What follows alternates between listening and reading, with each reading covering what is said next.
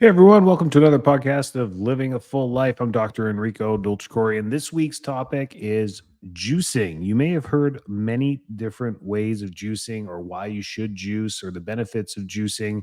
And it might have been a long time since you've tried juicing, but there are so many great benefits to juicing. We're going to go through the nitty gritty of how to be successful when juicing, depending on the goals that you have for juicing in itself. So juicing means vegetables and fruits. Please don't try to juice anything else. It's really not worth your time. Juicing can have very great benefits from helping the digestive system take a little vacation from breaking down solid foods. That's the whole purpose of juicing. Now there's many different health benefits from juicing, and that's what you need to figure out first before you even attempt to juice. So, we're going to go through some of the myths and nutrition facts about juicing and how to do it properly. But juicing is taking fruits and vegetables, bringing them down into their juice form or liquid state so that we have a break on the digestive system. That's really what we're doing with that. You can really dense nutrition with juicing because it requires a lot of fruits and vegetables to get 8 ounces of juice. And there's just some great stuff with it. It can also be misguided. And that's the whole point of our podcast, is help people guide through the right journey when it comes to health decisions that they may do. So juicing, pretty safe all around the board, but really getting your goals up first is probably the best way to get started when it comes to juicing and how long we're going to juice and why we're going to juice. So depending on your goal, it will determine how long and how you can juice. So juicing, to give your body a true break from eating, it means that you're going to just drink juice for a certain amount of time. This can be one day, it can be an 8-hour window, it can be a 16-hour window, it can be a 48-hour window, 72-hour window, 7 days, whatever the goal is for digestive breaking. And really, 24 hours is all you need to give your digestion a little bit of a break. 48 hours is really great. Anything above 3 days becomes a detoxification process. And that's what we want to get started in it. So, juicing, simply taking fruits and vegetables, breaking them down into their liquid form, and drinking that on a regular schedule.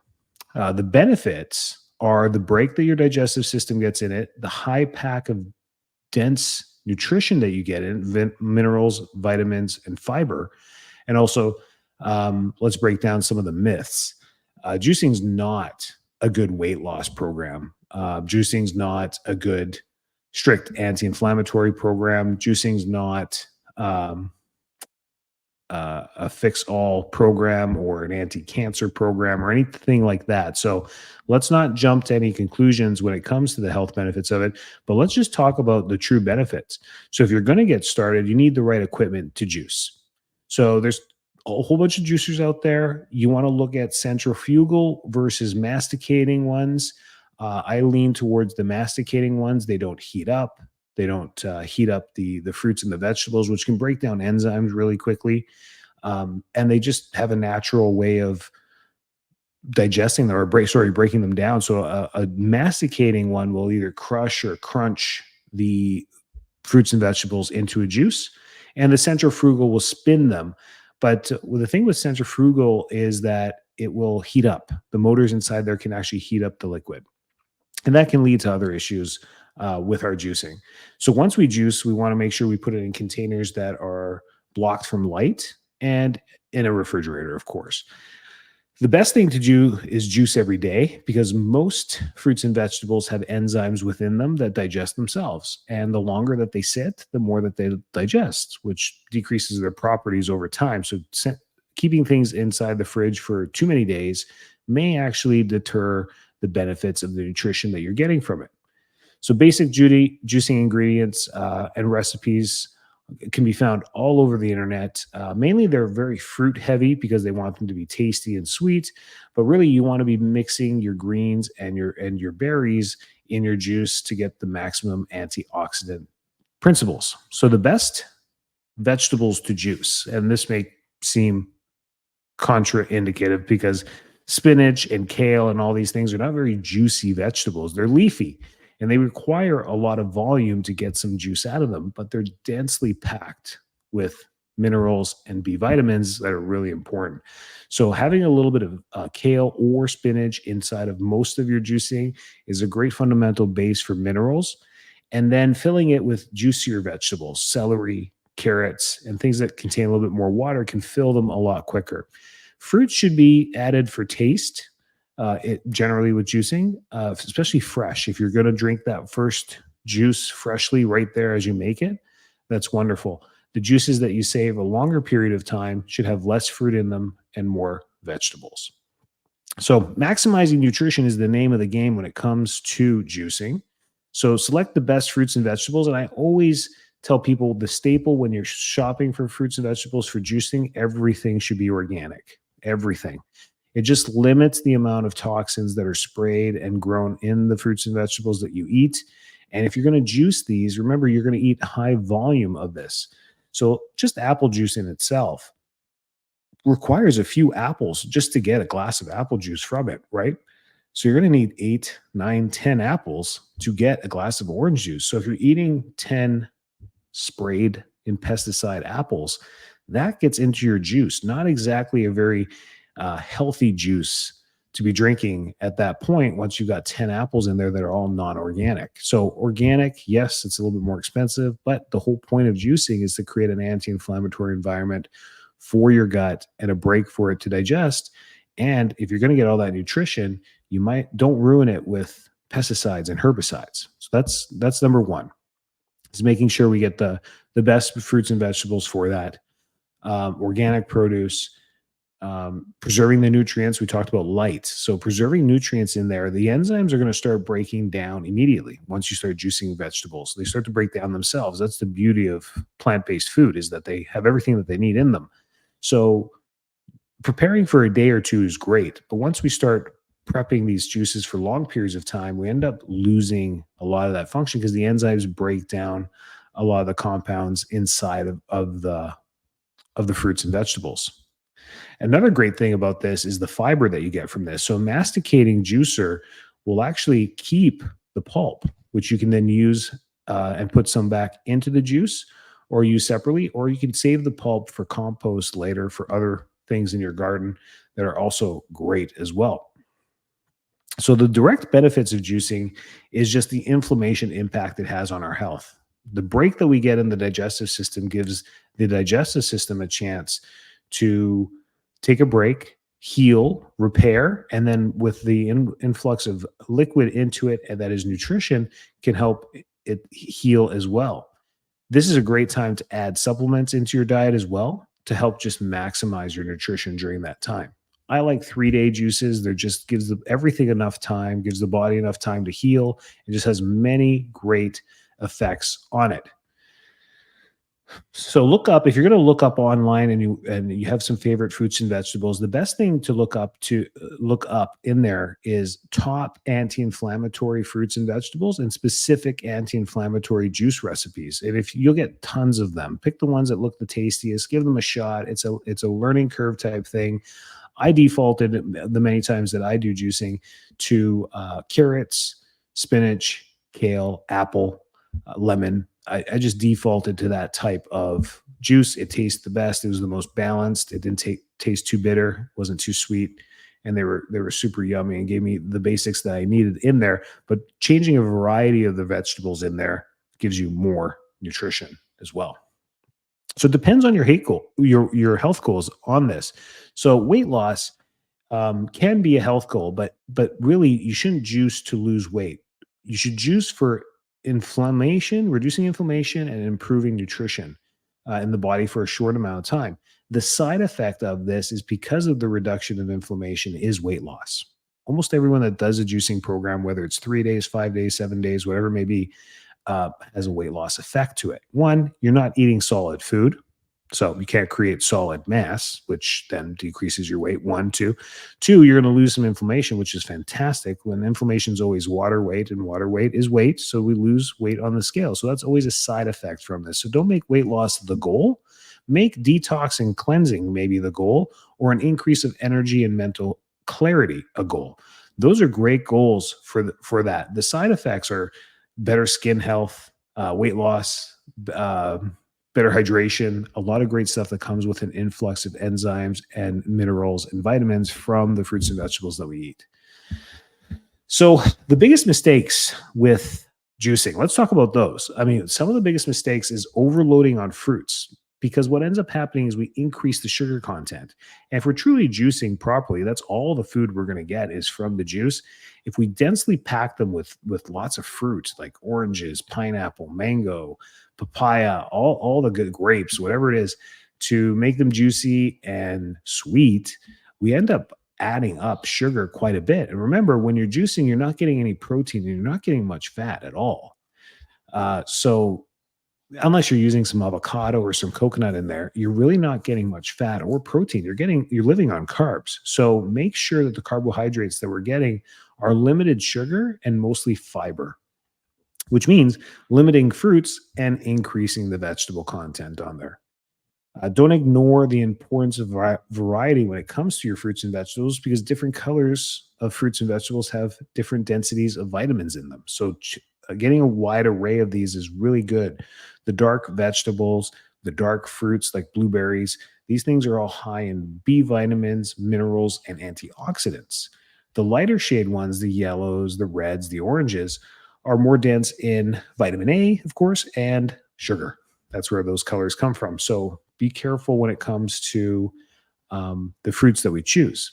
The smaller the fruit, the less the concentration of sugar. Mostly, grapes are highly glycemic, which means their weight to sugar ratio is really high. Grapes have a ton of sugar in them. That's why they make great wine. But most, aside from grapes, most of them are size related. So a pineapple will have lots, and a cantaloupe will have lots of sugar in it, and blueberries, strawberries, raspberries, gooseberries will have low sugar content in them. So that's a great little tip there. Make sure to also clean your juicer properly after each use because we're dealing with vegetables and fruits and they're highly digestible. Bacteria love to eat those up as well. They can build up very fast, and the sugars in there don't help. So make sure you rinse them with hot water and soap and make sure you clean the parts to it. That's why I like masticating juicers. They come apart into 2, 3 parts. You run them through the faucet with some soap and water, and it's clean and ready for the next one. So when I sit down to juice, I'll juice for at least a day. So I'll make 4, 5, 6 full mason jars of juice all in one thing because of the cleanup. I don't want to be making one jar, clean up, another jar, clean up, even though it's probably the best way to drink them. But that's how you can prepare to be successful for 2 or 3 days. That's great. Some advanced juicing techniques would be combining juicing with smoothies. So maybe making it a little bit more fun, making it a little bit thicker, cold pressing your juices versus traditional juicing. And batch juicing and storage tips that we talked about was the light sensitivity to most vegetables. Light breaks them down, UV light breaks them down, sunlight breaks them down. So putting them in dark containers and leaving them in the fridge because the light turns off in the fridge is the best way to store them. Cold pressed versus traditional juicing. Cold press is a method to use below room temperature when we're actually pressing and crushing the juice out of this. This may be difficult for 95% of us out there to do that. So the traditional juicing techniques work just great. Cold press is used in many different food processing plants, mainly for mass distribution to us, like cold pressed olive oil is better than other ways to get olive oil. Cold pressed oils in general are better because they keep the integrity of the nutrition intact. That's the whole point of that. But may be difficult for many of us to do and get our hands onto a cold press method. Tons of testimonials about juicing. I'm a big advocate of it. It's a great thing to do routinely within your diet. Picking time. I know people who every month will do 3 days of juicing. They'll do it twice a year. They'll do their health break, or once a year they have a week where they just juice, almost like a fast, where they just take a break from food, but still get their juices in for nutrition. It's their anti-inflammatory week. They just do it annually, maybe quarterly, could be monthly, could be as often as you like. But juicing shouldn't be done permanently or for very long periods of time. Anything above 7 days seems to be a little bit more detrimental. Weight loss at this point then becomes lean muscle decay, which is bad. So we don't want to go too long with that. If you're currently in a process of bulking up or building muscle, juicing is not for you. It's just not a good time to do that because anything more than a day will start to decrease muscle mass right off the bat. So that's not good too. And we don't want to be adding synthetic proteins to this as well, like powdered proteins, because they're processed. And if you're going to juice, what's the point of putting processed food into your body, or whey lean protein, or sweet pea protein, or whatever it may be, lentil protein? These powders are all processed. They're not giving you the whole nutrition like you get from the juicing. It's kind of contraindicative to do that at the same time. So long term, not the best idea for that. But for inflammation reasons, such a great thing to do is juicing. So is juicing suitable for everyone? Absolutely not. A balanced diet is suitable for everyone. We need to be having our fats, proteins, and carbohydrates at every meal, 3 meals a day minimum. So juicing comes for healthy people looking for those goals that we're talking about. If you're diabetic, probably not a great idea to juice.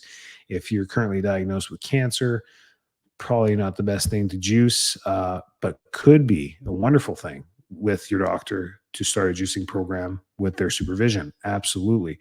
Juicing versus a whole fruit and vegetable consumption, two different goals there.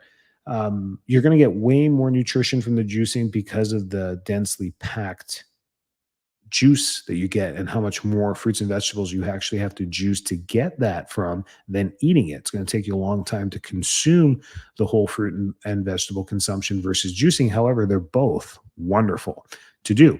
You're just going to need to eat a lot more whole fruit and vegetable to get that. So how often should you juice? We talked about that. You can set up a juicing protocol and do it as often as you truly like. But for inflammatory reasons, depending on your day-to-day diet, let's say you eat well 80% of the time, you just have a healthy diet that you follow, it's well-rounded, you do this all the time, maybe juicing is an annual thing that you do. Maybe it's twice a year that you do. But if you typically are on the road a lot, you travel a lot, you eat out a lot, maybe juicing is a monthly thing that you do for 2 days or 3 days. You just make part of your routine and it just becomes part of a healthy lifestyle. It could be a great way to add it in to your lifestyle integration is by figuring out a frequency that works for you. And juicing can be added to any type of diet too. One of the major questions gets like, hey, I'm vegan. Can I juice? Absolutely. Because if you just stick to fruits and vegetables, it fits into everything except things like keto or the carnivore diet. Very hard to juice fruits and or beef and chicken. It actually kind of sounds gross. Don't do that. So the best way to do it, of course, it fits through vegetarian lifestyle, vegan lifestyles, Mediterranean lifestyles. Those all work well. But when it comes to keto, the amount of sugar that you get from fruits is going to break any type of ketogenic diet. It's going to break any type of carnivorous diet.